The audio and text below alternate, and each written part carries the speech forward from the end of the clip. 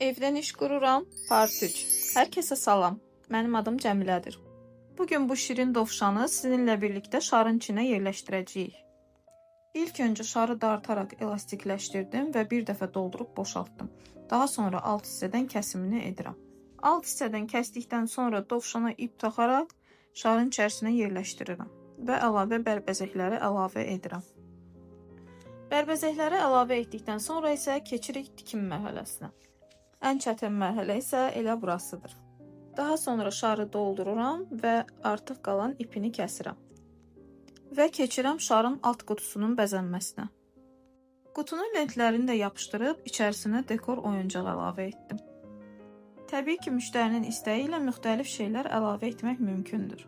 Lentlərini bağlayıb bərbəzəklərini, işıqlarını əlavə edib son işlərini tamamlayıram. Bugünlük isə bu qədər. Məni izləməyi, videomu bəyənməyi unutmayın.